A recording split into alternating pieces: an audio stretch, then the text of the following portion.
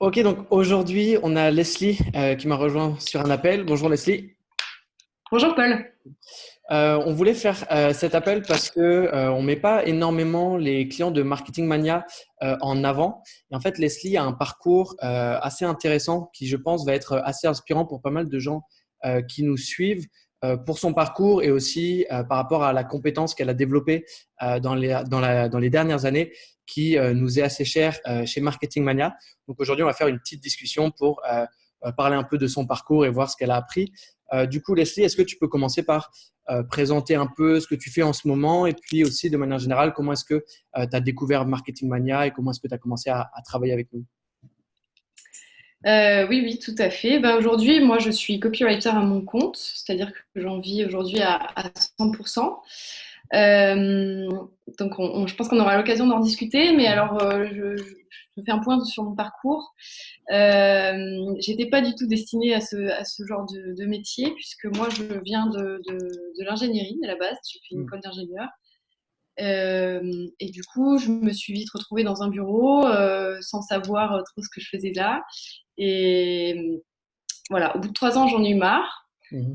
J'ai décidé de partir un an en tour du monde, en sachant que je ne voulais pas retourner dans le même bureau en rentrant, ce qui s'est quand même passé. Donc, je suis revenue dans le même bureau, les mêmes problèmes, les mêmes personnes qui Mm. tournaient en rond. Et voilà, moi, j'avais vraiment un grand, grand besoin de liberté quand je suis rentrée. Et donc là, c'est poser la question, qu'est-ce que je vais bien pouvoir faire de ma vie, sachant que je n'avais pas du tout envie de rester dans l'ingénierie. Donc Ouais. j'étais un petit peu bloquée à ce moment-là. J'ai réussi à avoir une rupture conventionnelle et donc ce qui m'a permis d'avoir le chômage et d'avoir un petit peu de temps pour me lancer.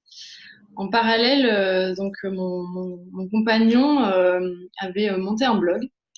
Donc je suis entrée dans les histoires de blogging à ce moment-là. Et moi, tout ce que je savais que je voulais faire, c'était assez simple. C'était de pouvoir bosser de n'importe où parce que je voulais continuer dans cette Ouais. thématique de pouvoir travailler en voyageant, voyager en travaillant. Et voilà. Donc j'avais l'idée d'un blog, mais j'avais pas envie de me lancer là-dedans. Je savais pas exactement quoi faire, donc j'ai vite abandonné l'idée. Et la deuxième chose, c'est que j'aime beaucoup écrire, donc je voulais un métier qui soit dans l'écriture. Et au final, les métiers que j'ai trouvés, c'était des métiers de rédacteur web qui m'intéressaient pas trop parce que j'avais l'impression que c'était un peu bouché, qu'il y avait énormément de concurrence et qu'on ne pouvait Mm. pas vraiment gagner sa vie avec ça. Et je suis tombée, j'ai aidé mon compagnon un petit peu sur son blog. Et il m'a parlé assez rapidement du copywriting parce que c'était quelque chose où il y avait beaucoup d'écriture. Et tout de suite, j'ai fermé la porte parce que pour moi, la vente, je le connotais à quelque chose de mal, de Mm. négatif. Et donc, j'ai fermé tout de suite la porte. Mais je me suis quand même intéressée. Disons qu'à l'époque, je me suis dit, bon, pourquoi pas, je vais peut-être refaire une page de vente sans m'y connaître plus que ça. Donc, assez vite, je suis tombée sur les podcasts de Stan et je me souviens, tout premier podcast que j'ai écouté m'a beaucoup marqué parce que c'était celui sur les biais cognitifs, il me semble, Mhm. ou sur les principes de Cialdini. Je pense que c'était plutôt celui-là. Et j'avais été bluffée par la qualité de ce qui avait été dit dedans et sur la vérité des choses qui avaient été dites. Et enfin, vraiment, je me suis pris une petite claque à cette époque-là. Donc, j'ai commencé à suivre Stan à ce moment-là. C'était une époque où j'hésitais entre l'écriture et la cuisine. Donc, vraiment, Mm. j'étais pas très destinée à être copywriter. Donc, je faisais la cuisine tous les mercredis pour un coworking. Et pendant que je cuisinais, je me mettais systématiquement les podcasts de Stan. Donc, de fil en aiguille, j'ai écouté une grande partie des podcasts. J'ai trouvé voilà, que ça m'interpellait beaucoup. Et, D'accord. et après, au final, j'ai essayé de me former au copywriting parce que de fil en aiguille, je me suis dit, ça peut être vraiment intéressant d'aller voir ce côté-là, malgré toutes les objections que j'avais sur la vente. Et, et bon, j'ai essayé de me former toute seule avec des livres, etc. Et puis finalement, j'ai compris que j'avais beaucoup de mal à m'y mettre. Et donc, une petite formation pourrait m'aider. Donc, je suis naturellement allée voir sur le site. Et là, j'ai trouvé Copywriting Mania. Donc, c'est là où je me suis lancée D'accord. dans cette formation.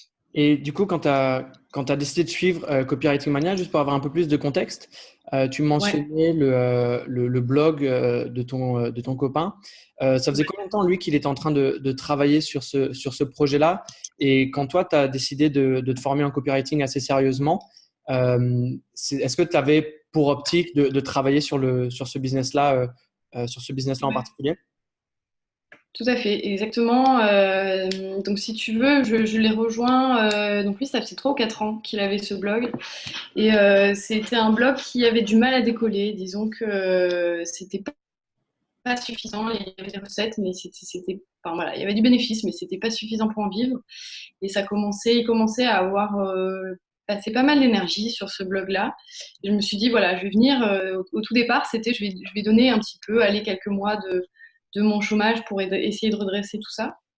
Et finalement, voilà, j'ai mis un petit peu un doigt dans l'engrenage du copywriting. J'ai trouvé ça super intéressant. La psychologie humaine, j'ai trouvé ça vraiment passionnant.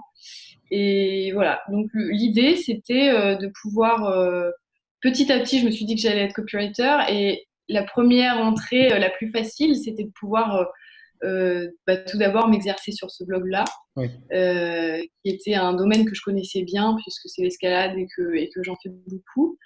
Et, et puis que j'avais déjà, voilà, je pouvais faire mes marques Ouais. sur ce domaine-là. Donc c'était assez facile. Et puis j'avais un enjeu qui était quand même voilà, de récupérer un peu ce business et Ouais.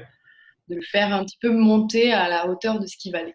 Salut, c'est Stan, j'espère que vous avez apprécié cet extrait du podcast Marketing Mania. Bien sûr, vous pouvez retrouver l'ensemble des épisodes du podcast, y compris les instructions sur comment vous abonner sur l'application Apple Podcast ou sur votre téléphone Android en vous rendant sur mon site à l'adresse marketingmania.fr/podcast. Je vous ai mis le lien dans la description de cette vidéo.